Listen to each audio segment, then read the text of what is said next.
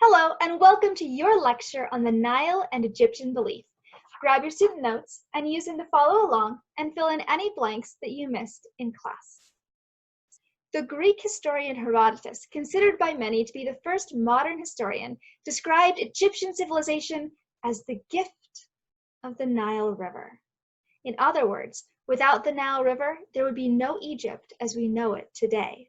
The Nile River flows north from Lake Victoria and tumbles and rolls over 4,132 miles until it at last reaches the Mediterranean Sea. As Herodotus's quote suggests, Egyptian civilization depended upon the Nile River, or more specifically, upon the annual floods, because every year the Nile River would swell and flood the Nile River Valley, and when the flood waters receded, they would leave behind them a fertile black silt called kemi. Fertile means rich, easy to grow crops in, and the soil by the banks of the Nile River is some of the richest in the entire world. However, the farmers in Egypt faced a problem because the growing season was very short despite the richness of the soil. The reason?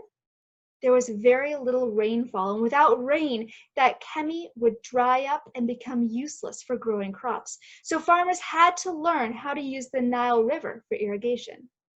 Now in Sumer, the Tigris and the Euphrates always flowed, and so farmers were able to use them for irrigation all the time. But that wasn't the case in Egypt, because after the floodwaters receded, the Nile River actually grew fairly shallow and did not have the volume needed to water crops.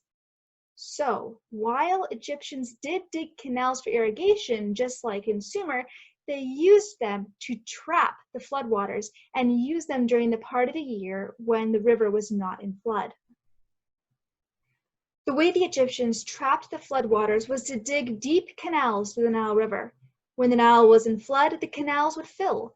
And then, when the Nile started to recede, the Egyptians would block off the edges of the canals so that the floodwaters were trapped in the canals and could be used throughout the rest of the year to water crops. Pretty clever, right?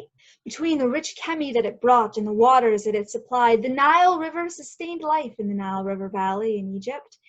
But it did more than just that. It also served as a highway connecting the civilizations in Lower Egypt and Upper Egypt. Boats frequently traveled up and down the river, bringing people and supplies, connecting the country. Religion connected the country as well. Like the Sumerians, the Egyptians were polytheists. That means they believed in more than one god.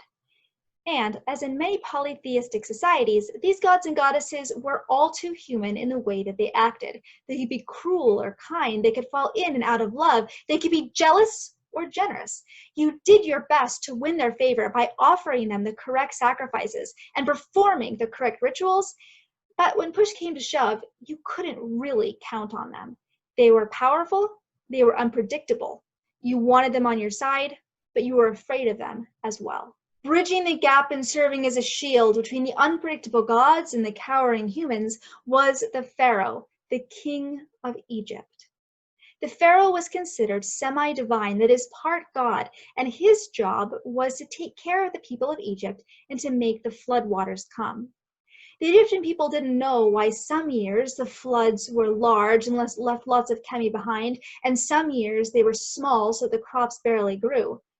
They believed that the Nile gods were in charge of it, and they depended on the pharaoh to go every year to pray to Hapi, god of the Nile, to make the floodwaters come, to make it a good flood so that their crops would grow so they wouldn't starve to death.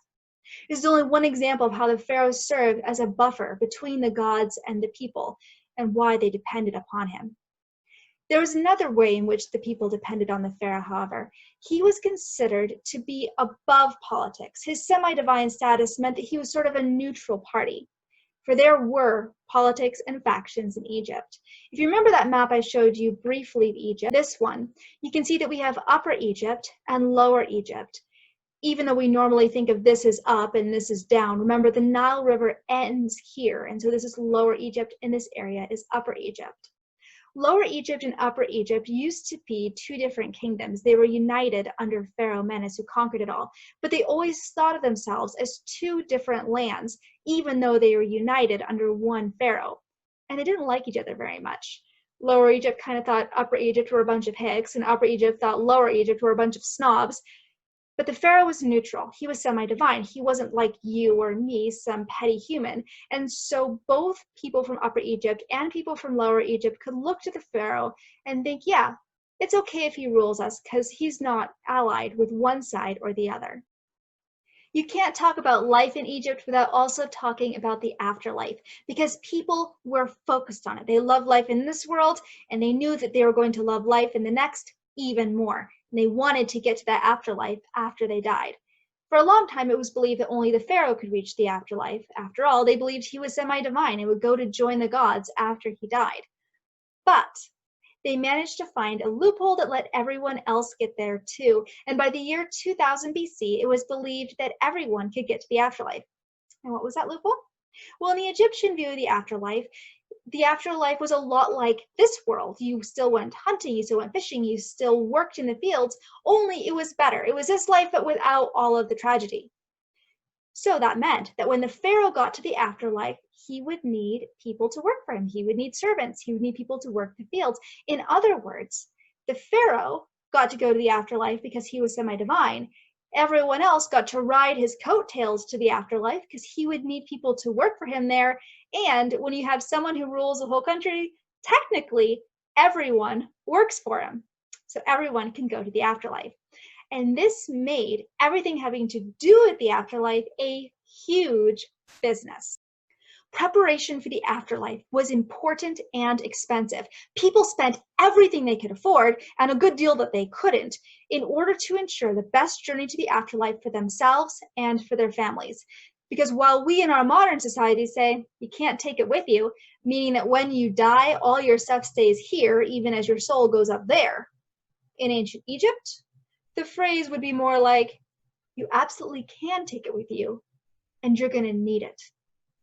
The Egyptians believed that you could take things from one life to the next. And not only that, but it was important that you take them because you are going to need all those tools, all that food, all that clothing in the next life. So let's pretend that you're an ancient Egyptian and you are preparing either for your death or for the death of a family member. What are you going to need? Stuff. That was the first thing. You needed items so that you could use them in the afterlife.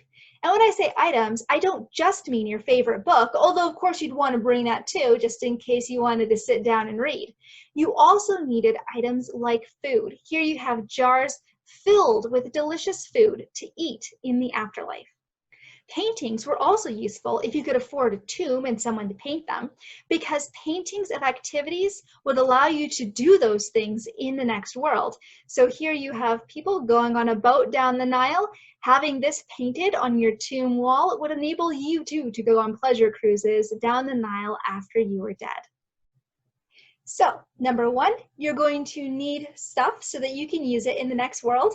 You're going to need, or at least try to get, paintings of activities so that you can do them in the next world.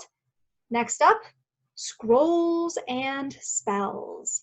Because you see, getting to the afterlife isn't as easy as just dying.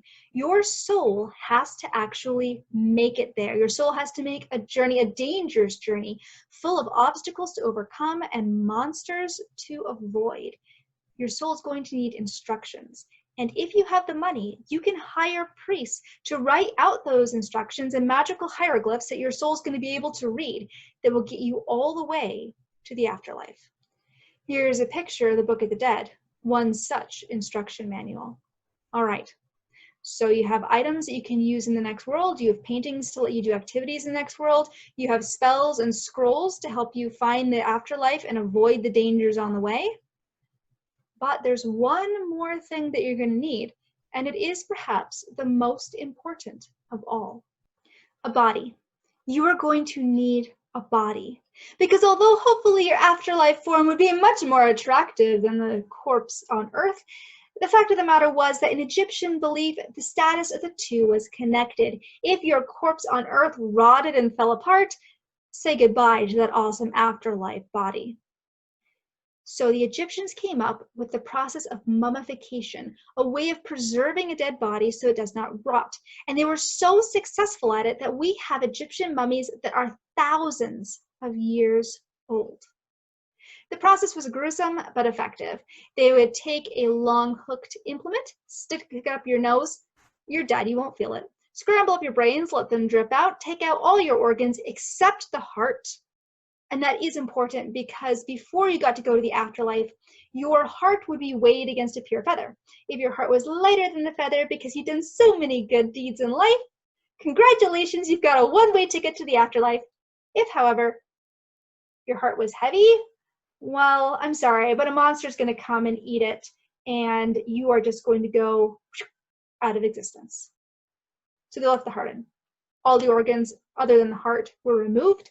Body was washed. It was dunked for 40 days in a salt called natron until it resembled jerky. And then it was wrapped up in resin-soaked linen. If you were rich enough, you could then afford for your mummy to be put into a coffin or even several coffins, laid in a stone sarcophagus and put into a tomb where hopefully it would rest safe and undisturbed while your afterlife self went skipping through fields and going down the Nile on pleasure cruises. It wasn't just humans that were mummified, however, because the Egyptians believed that just like you could take anything that was buried with you to the afterlife, so too could you take anyone. It's very common to find mummified animals in Egyptian tombs. Those tombs, if you could afford them, were very important to the ancient Egyptians because they kept the mummies and their possessions together and safe, at least theoretically, from robbers and from decay. I say theoretically because a lot of the tombs, especially of pharaohs and high court officials, that is, of the people with stuff worth stealing, were plundered by grave robbers. That led the pharaohs to up the ante. And next week we'll be talking about some of their innovative security systems when we talk about the pyramids. See you next week.